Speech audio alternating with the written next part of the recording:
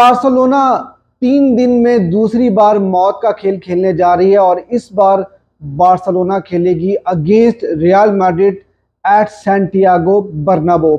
बहुत सारी चीजें ऑन द लाइन लगी हुई हैं। सबसे पहले तो बार्सिलोना की टॉप पोजीशन जो ला लीगा में उन्होंने बना के रखी हुई है वो लाइन के ऊपर लगी है। अगर रियल मैड्रिड ये गेम जीत जाती है तो बार्सिलोना को नंबर 1 पोजीशन से हाथ धोना पड़ेगा, क्योंकि ला लीगा का रूल है हेड टू हेड देखा जाता है कि कौन सी टीम ने किस टीम को कितने गोल से हराया, तो उस हिसाब से पोजीशनिंग जो है वो ला लीगा के टेबल के ऊपर बनती है।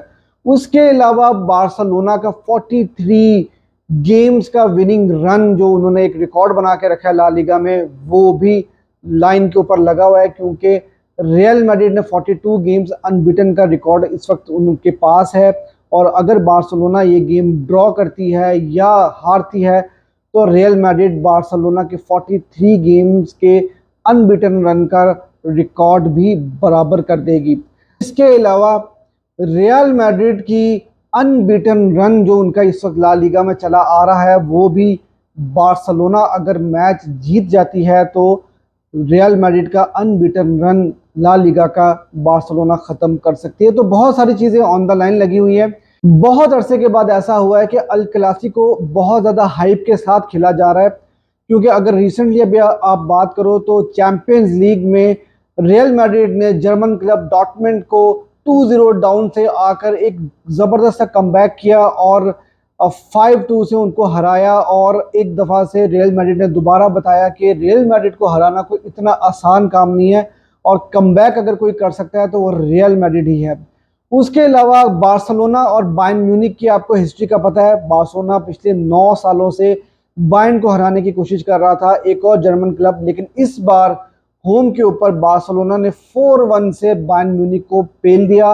और अब दोनों टीम्स जर्मन क्लब्स को हराने के बाद से अल क्लासिको में जा रही हैं, जहां पर दोनों टीम्स का कॉन्फिडेंस बहुत ज़्यादा हाई है और बहुत अरसे के बाद से यहाँ पर बहुत इवन गेम आपको नजर आ रही है। वरना कभी ऐसा होता था कि थोड़ी सी बार्सिलोना स्लाइटली फेवरेट होती थी, स्लाइटली रियल मैड्रिड फेवरेट होती थी, लेकिन इस बार जो गेम होने जा रही है यहाँ पर किसी एक को चूज करना, किसी एक को पिक करना बहुत ही ज्यादा मुश्किल है। इंजरीज के बारे में आपको बताता चलूं कि रियल मैड्रिड को इस वक्त इंजरी क्राइसिस है। कोर्टवा भी अवेलेबल नहीं है और रोड्रिगो भी अवेलेबल नहीं होंगे। उसके अलावा ब्राहिम दियाज भी अवेलेबल नहीं होंगे। तो बहुत सारी उनके पास इंजरीज के इश्यूज जो हैं वो नज़र आ रहे हैं, लेकिन उसके बावजूद भी उनके पास बहुत ज़्यादा क्वालिटी मौजूद है। और करवाहल की इंजरी की वजह से अब लुकास वास्केस का रोल बहुत ज़्यादा इंपॉर्टेंट बन गया और राइट बैक की पोजीशन के ऊपर ऑफ कोर्स वही खेलेंगे।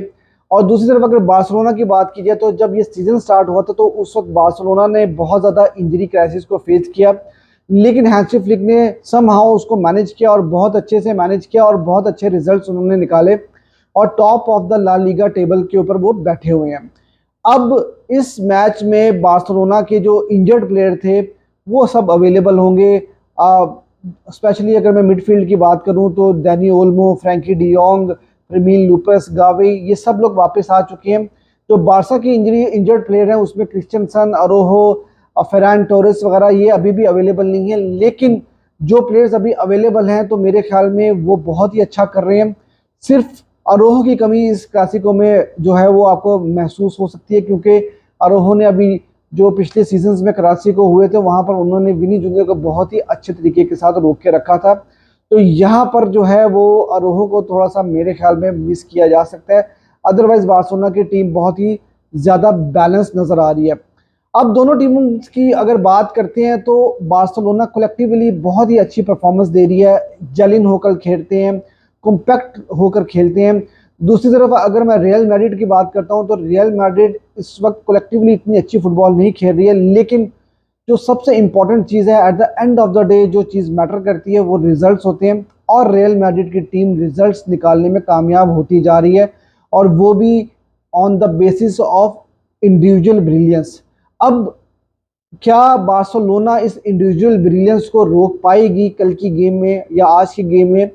क्योंकि कलेक्टिवली जिससे मैंने आपको बताया कि बार्सिलोना काफ़ी बेहतर है और रियल मैड्रिड बहुत ज़्यादा स्लॉपी फुटबॉल खेल रही है, ज़्यादा वो अच्छी फुटबॉल खेल नहीं रहे हैं, उनके सिस्टम का कुछ समझ में नहीं आ रहा, और अभी तक उनकी लाइनअप भी जो है वो कोई कंफर्म नहीं हुई जिसको हम कह सकते हैं कि यार ये जो लाइनअप अब एंसेलोटी खिलाने वाली हैं वो यही कंफर्म लाइनअप होगी। वहां पर भी बहुत सारी चेंजेस आपको देखने को मिलती है, लेकिन होता ये कि कभी वल्वर्दे सामने आ जाते हैं, कभी विनी जूनियर एक वर्ल्ड क्लास परफॉर्मेंस दे देते हैं लाइक डॉटमेंट, कभी एम्बापे गोल स्कोर कर देते हैं, कभी रुद्रिगर आकर बचा लेते हैं, हेडर मार के गोल स्कोर कर देते हैं, और किसी ना किसी तरह से वो 3 पॉइंट्स लेने में, मैच जीतने में कामयाब हो जाते हैं।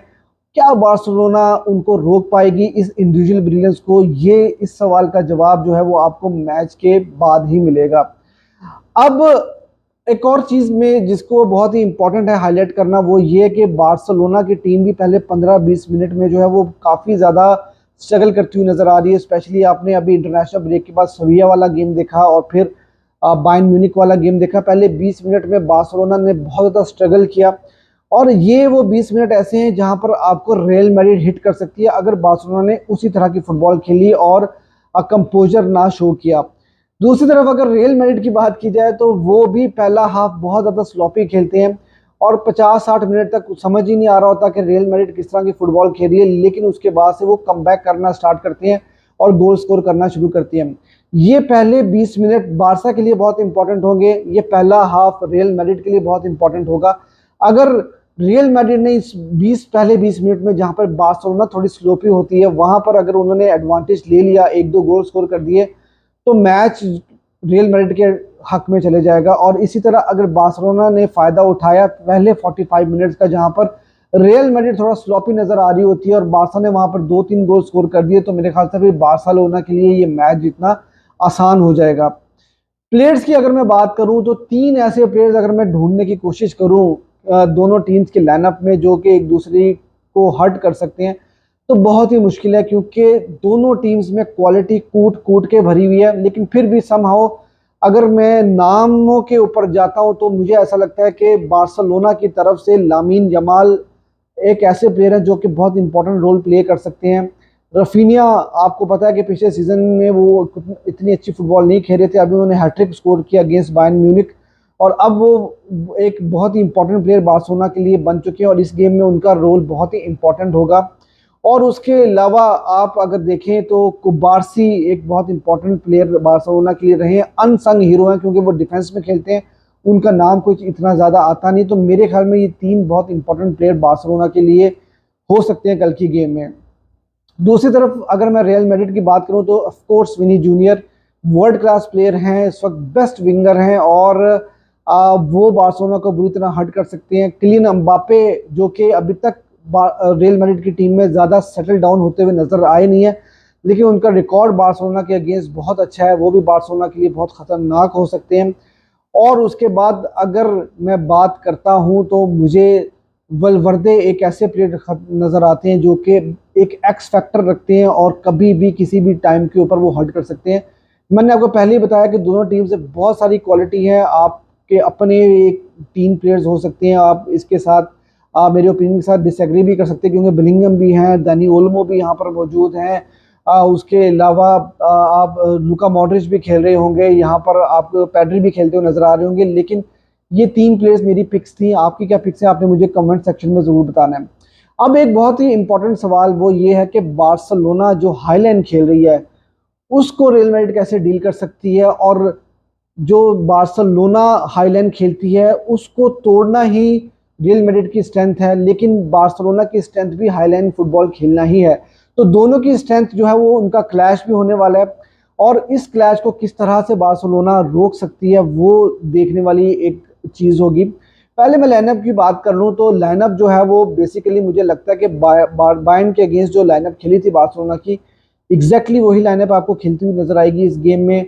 एक चेंज हो सकता है, फर्मीन लूपेस की जगह हो सकता है कि दानी ओल्मो खिलाए जा सकते हैं, लेकिन मेरा अपना ओपिनियन ये है कि शायद बार्सिलोना फर्मीन लूपेस के साथ स्टार्ट करेगी, क्योंकि जैसे मैंने आपको बताया कि हाई लाइन खेलती है बार्सिलोना, और हाई लाइन में बहुत ही ज़्यादा डेंजरस हो सकती है रियल मैड्रिड की टीम, और उसमें आपके लिए फर्मीन लूपेस जैसा प्लेयर बहुत इंपॉर्टेंट रहेगा, क्योंकि आपको मिडफील्ड में ऐसा प्लेयर चाहिए होगा जो कि बेलगाम घोड़े की तरह भागे, ज़्यादा से ज़्यादा प्रेस करे। कामाविंगा, चोमिनी और लुका मॉड्रिच को आपको रोकना है एक लंबा बॉल डालने से, एक थ्रू पास निकालने से। और वहां पर आपको एक ऐसा प्लेयर चाहिए होगा कि जो ज़्यादा प्रेस कर सके, ज़्यादा देर तक जो है वो बॉल रियल मैड्रिड के पास ना रहने दे, उनको सेटल डाउन ना होने दे और बॉल रिकवरी करने में बार्सिलोना की हेल्प कर सके। तो मुझे लगता है कि फर्मीन लूपेस ही ये गेम स्टार्ट करने के लिए जा रहे हैं। अब देखो, बार्सिलोना की एक और चीज आपने नोट की होगी, ऑफ साइड ट्रैप, जो बार्सिलोना ने पिछले 8-10 गेम्स में आपने देखा कि 60-70 के करीब बार्सिलोना ने ऑफ साइड ट्रैप्स बनाए हैं। यहाँ पर ऑफ साइड ट्रैप बनाना बहुत मुश्किल होगा, मुझे ऐसा लगता है, क्योंकि विनी जूनियर और किलियन एम्बापे बहुत ही शातिर प्लेयर हैं, वो दिमाग से फुटबॉल खेलते हैं। यहाँ पर अगर बार्सिलोना जरा सा भी ऑफ साइड ट्रैप में चूकी तो वहां पर आपको काउंटर अटैक पड़ सकता है और बहुत ही खतरनाक बार्सिलोना के लिए ये सारी की सारी चीजें हो सकती हैं। अब अगर मैं बात करता हूँ प्रिडिक्शन की, तो यार देखो, मेरी जो प्रिडिक्शन है वो इस गेम को लेकर वो ये है कि ये बहुत ही हाई स्कोरिंग गेम होगा और यहाँ पर आपको ह्यूमिलेशन भी मिल सकती है। अगर बार्सिलोना ने अपने चांसेस अवेल कर लिए तो बार्सिलोना सैंटियागो बर्नाब्यू में 3-4-5 गोल भी मार सकती है। ये डिपेंड करता है कि बार्सिलोना अपने चांसेस कितनी क्लिनिकली जो है वो लेने में कामयाब होती है। और दूसरी तरफ मैं आपको ये भी बताता चलूं कि रियल मैड्रिड की टीम भी आपको ह्यूमिलेट कर सकती है, क्योंकि आप बहुत ज़्यादा हाईलाइन खेलते हो। अगर पहले 15-20 मिनट में भी 2-3 बॉल्स निकल गई तो वहां पर उनके पास इतनी क्वालिटी है, विनी के पास, अम्बापे के पास, कि वो आपको बहुत बुरी तरह से हर्ट कर सकते हैं। तो हाई स्कोरिंग गेम हो सकता है, ह्यूमिलेशन भी देखने को मिल सकती है। लेकिन मैं अगर अपने दिल की बात करूं, जो वाइब्स मुझे आ रही हैं वो वाइब्स कुछ ऐसी हैं कि मुझे ये लगता है कि ये हाई स्कोरिंग गेम होगा और ये गेम 3-3 के साथ ड्रॉ होने जा रहा है। अब रिजल्ट की अगर बात करो तो बार्सिलोना के लिए ये मैच जीतना बहुत ज़्यादा इंपॉर्टेंट इसलिए होगा कि अगर बार्सिलोना ये गेम जीत जाती है तो बार्सिलोना 6 पॉइंट के साथ लीड पे होगा, अपना स्ट्रीक भी बचा लेगा और Barcelona comfortably La Liga table के ऊपर टॉप पे भी बैठा रहेगा। रियल मैड्रिड के लिए ये मैच जीतना इसलिए भी जरूरी है कि उनको बार्सा का स्ट्रीक तोड़ना है और बार्सा का जो टॉप पोजीशन है उसको भी उनको हासिल करना है। तो वहां पर रियल मैड्रिड अगर ये मैच हार जाती है तो उनके लिए एक तरह से ला लीगा जो है वो थोड़ी सी मुश्किल होती हुई नजर आ रही है। तो 3-3 मेरी प्रिडिक्शन है इस गेम की। आपकी जो भी प्रिडिक्शन है आप मुझे कमेंट सेक्शन में ज़रूर बताइए।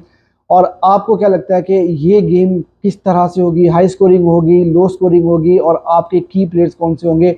Do let me know in comment section. अगर आपको वीडियो अच्छी लगी तो वीडियो को लाइक जरूर कर देना और चैनल अगर अभी तक आपने मेरा सब्सक्राइब नहीं किया तो मेरे चैनल को सब्सक्राइब करना ना भूलना।